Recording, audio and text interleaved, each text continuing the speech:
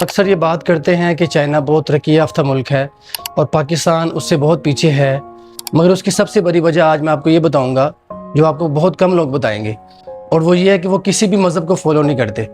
China پہ مذہب پہ بات کرنے پہ اور سیاست پہ بات کرنے پہ پابندی ہے۔ جو لوگ اس بات کو جانتے ہیں وہ نیچے کمنٹ لازمی کریں گے۔ جس ملک میں مذہب کی پابندی نہ ہو، کوئی مذہب فالو نہ ہوتا ہو اور سیاست پہ آپ اس طرح سے انوالو نہ ہو سکیں یا کمنٹ نہ کر سکیں، تو پھر آپ نے کرنا کیا ہے سوائے ترقی کرنے کے اور سوائے پیسے کمانے کے اور سوائے انڈسٹری لگانے کے اور سوائے دنیا میں مزید آگے جانے میں۔ تو جب بھی ہم بات کریں نا مسلمان کی ترقی کی اور کافر کی ترقی کی، تو اس میں فرق ہونا چاہیے۔ ایک مسلمان نے اپنے اسلام کو بھی فالو کرنا ہے، اس نے نمازیں بھی پڑھنی ہے، اس نے حج بھی کرنا ہے، اس نے روزے بھی رکھنے ہیں، اس نے باقی سارے معاملات بھی دیکھنے ہیں۔ تو جب اتنے معاملات کے ساتھ آپ معاش کی بات کریں گے یا ترقی کی بات کریں گے تو پھر وہ کسی حد تک کم ہوگی، بلکہ بہت حد تک کم ہوگی۔